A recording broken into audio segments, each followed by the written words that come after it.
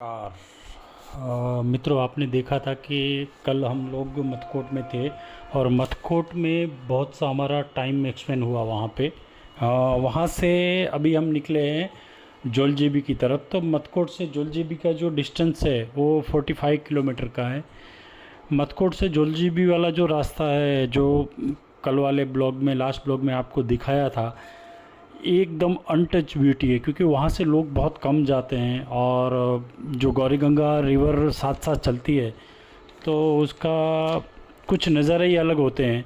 Monsoon में तो एकदम लस ग्रीनरी चारों ओर हो जाती है। तो बहुत ही अच्छा वहाँ का रोड ट्रिप था हमारा। फिर जोलजीबी से हम लोग दारचूला की तरफ निकलेंगे। तो जोलजीबी से दारचूला का जो डिस्टेंस है वो 28 किलोमीटर का है। जी हाँ, जोलजीबी से जो दारचूला का 28 किलोमीटर, उसमें जो रोड हमें मिलेगा वो रोड है अभी कैलाश मानसरोवर यात्रा के लिए जो रोड नया बन रहा है, तो वो रोड अभी बहुत ही अच्छी कंडीशन में है। और दूसरा अभी बन रहा है, तो जो गांव आते हैं तो गांव में थोड़े थोड़े थोड़े पेचिस अभी भी है। प्रॉपरली दारचूला तक रोड अभी तक बना नहीं है। और दारचूला से लेके गुंजी तक भी अभी काम चालू है। और गुंजी से दो रास्ते, एक मानसरोवर वाला जाता है और दूसरा जाता है दारमा वैली वाला। तो ये हम लोग क्रॉस कर चुके हैं अभी जोलजीबी। और ये जो रोड आप देख रहे हैं ये है जोलजीबी से दारचूला वाला रोड। तो ये नेशनल हाईवे है और बीआरओ की अथॉरिटी के अंदर ही आता है। और बहुत ही सुंदर रोड कंस्ट्रक्शन किया गया है। दारचूला एग्जैक्ट जो देखा जाए तो दारचूला और दाचूला, दारचूला है इंडिया में और दाचूला है नेपाल में, ऐसा कुछ डिफरेंस है। तो ये आप देख रहे हैं अभी बहुत ही अच्छा कंस्ट्रक्शन वर्क वो रोड साइड पे बीआरओ कर रही है। बड़े बड़े ब्रिज बना रही है, रोड चौड़े कर रही है। क्योंकि पहले अगर जाना पड़ता था कैलाश मानसरोवर तो चीन जाना पड़ता था। अभी 1-2 साल में पॉसिबल हो जाएगा कि हम यहीं से ही दर्शन कर पाए। और ये हम एंटर हो चुके हैं दारचूला में। तो दारचूला ये जो आसपास का जगह है उसका एक मेन मार्केट है, बहुत बड़ा। ओम पर्वत और आदि कैलाश की जो यात्रा होती है उसका पंजीकरण, मेडिकल, वो सब दारचूला से ही आपको करवा के फिर आगे जाना पड़ता है। आदि आदि कैलाश और ओम पर्वत। और हम लोग दारचूला में एक नाइट स्टे करेंगे। तो ये जो आप देख रहे हैं मानस केएमवीएन का एक रेस्ट हाउस है। बहुत ही प्यारा रेस्ट हाउस है। और केएमवीएन की प्रॉपर्टी जो रहती है वो एग्जैक्ट परफेक्ट लोकेशन पे ही रहती है हर जगह।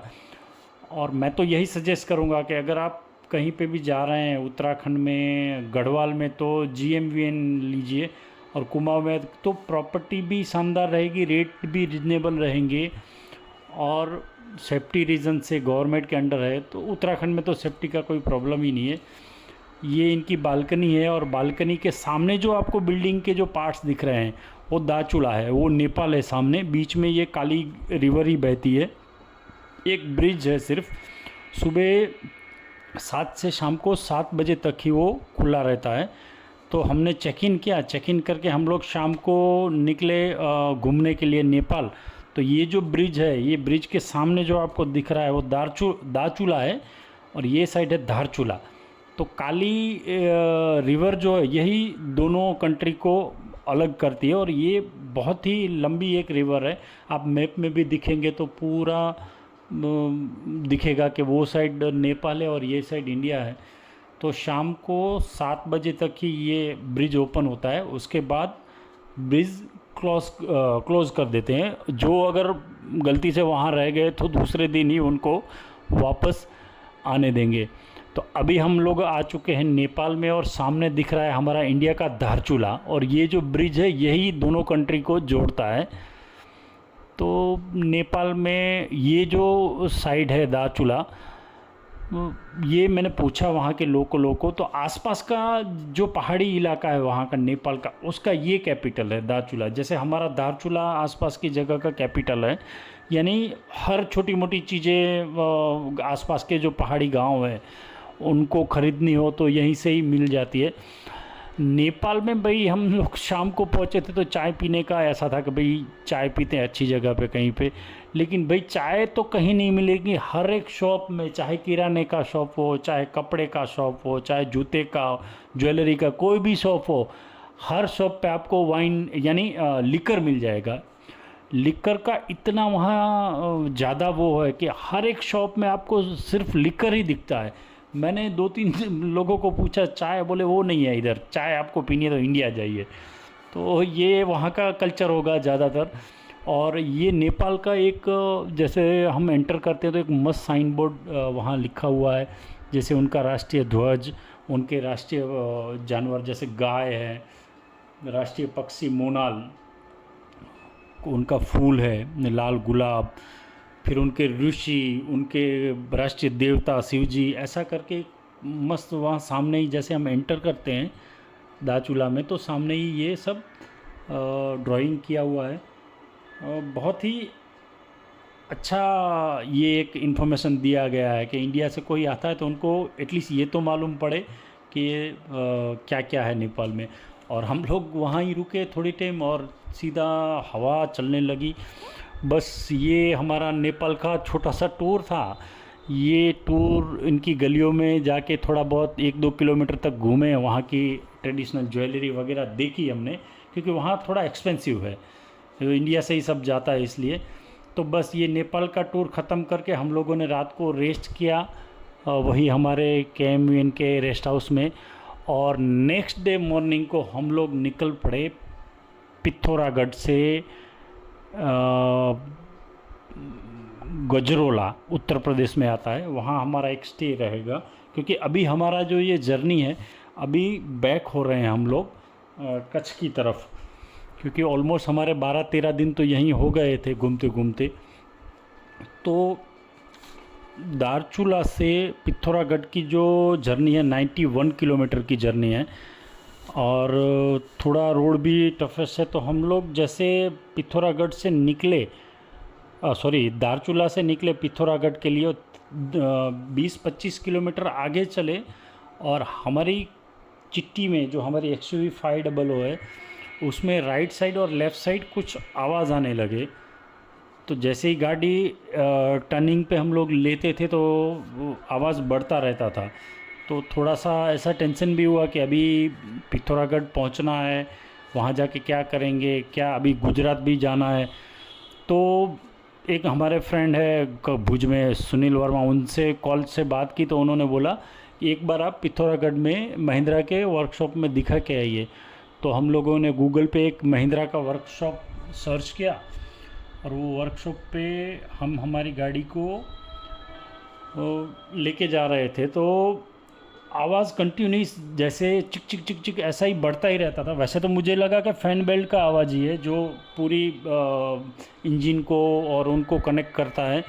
फिर भी अगर सस्पेंसर में या कुछ भी आवाज़ रहेगा, क्योंकि अभी भी हमारा 1500 किलोमीटर का जर्नी बाकी था, तो वो भी एक टेंशन था कि फैमिली के साथ है और रास्ते में कहीं ब्रेक डाउन हो गए तो ये प्रॉब्लम होता है। लेकिन उत्तराखंड में महिंद्रा बहुत चलती है, महिंद्रा मारुति, तो हर जगह आपको उसके वर्कशॉप मिल जाएंगे।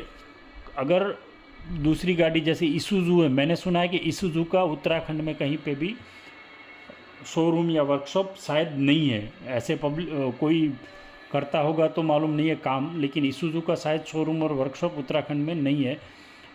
वो है, या फिर कोई रेनॉल्ट की गाड़ी है। तो ये अगर ऑफ बीट कोई टैलेंट वाली गाड़ी भी होगी तो थोड़ा आपको दिक्कत होगा।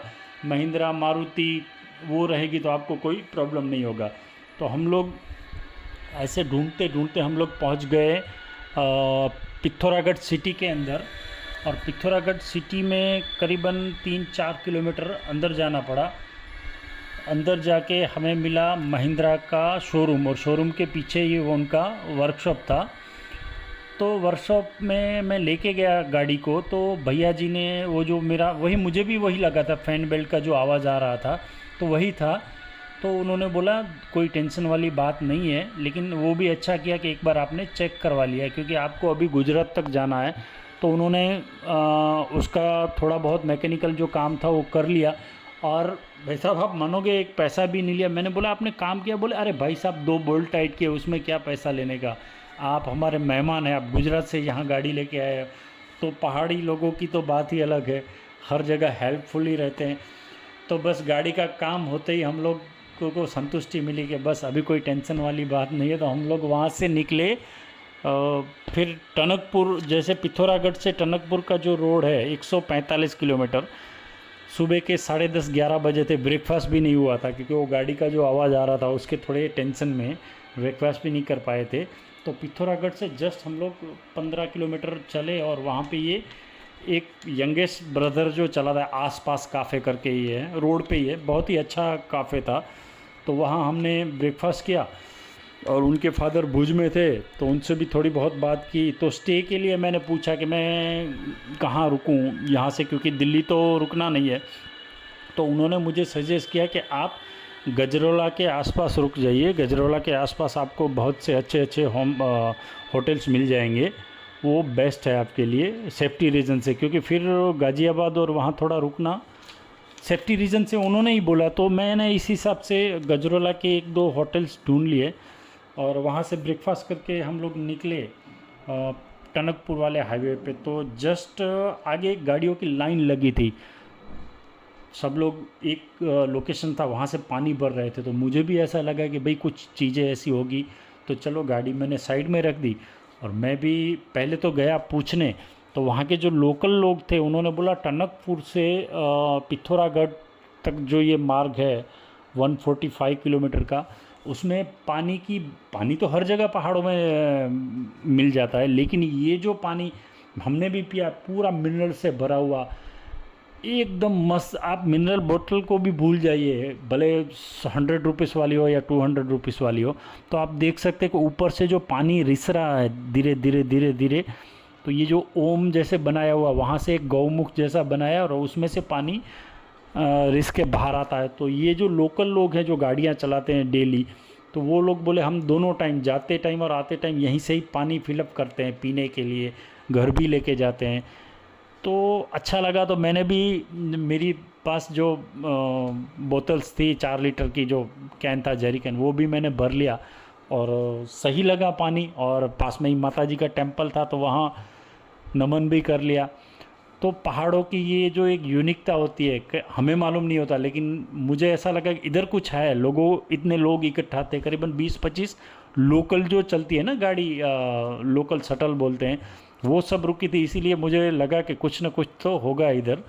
तो बस पानी वानी फिलअप किया, और फिर हम लोग निकल पड़े बाकी के जो हमारी जर्नी थी गजरोला तक की, तो वहाँ के लिए। अभी ये जो आप देख रहे हैं, ये जो रोड, ये अभी लास्ट पहाड़ी की श्रृंखला बची है, क्योंकि ये पहाड़ी क्रॉस करते हमें फिर प्लेन्स आ जाएगा, फिर पहाड़ियाँ नहीं आएगी। क्योंकि टनकपुर है वो एकदम तराई में है। टनकपुर के जैसे टनकपुर स्टार्ट होता है उससे 10 किलोमीटर पहले ये सब पहाड़ियाँ ख़त्म हो जाती है, और फिर आता है एकदम प्लेन एरिया। तो पहाड़ को बाय बाय बोलते हैं, क्योंकि कंटिन्यूस 13 दिन तक पहाड़ों में गाड़ी चलाई, और उसके भी एक अलग अलग मज़े लिए थे।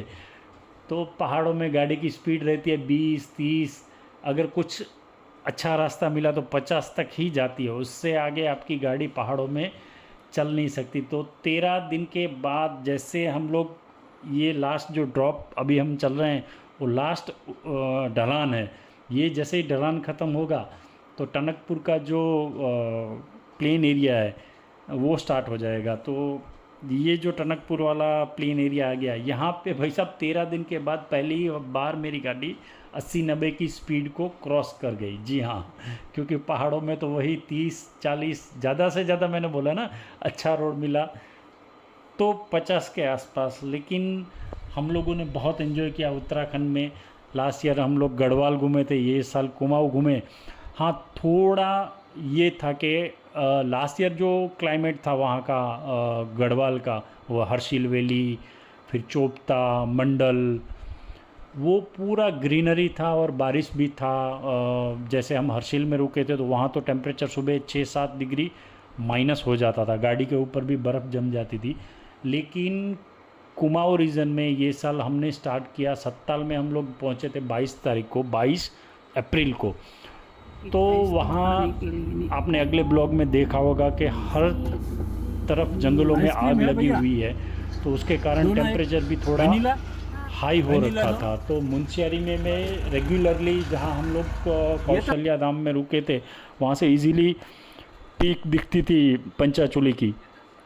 लेकिन ये जो आग लगी थी उसके कारण टेम्परेचर ऊपर भी बढ़ा हुआ था, तो ऊपर भी थोड़ा मौसम के कारण ये साल थोड़ा ऐसा लगा कि गढ़वाल हम लोग घूमे तो वो बेटर था कुमाऊँ रीजन से। हर किसी की अलग अलग चॉइस होती है, लेकिन कई यूट्यूब वाले क्या गए वो बड़ा चढ़ा के बोल दिए, ये नहीं, जो है वो मैंने बोल दिया कि गर्मी थी और आग लगी थी हर जंगलों में, तो उसके कारण टेम्परेचर भी बढ़ा हुआ था।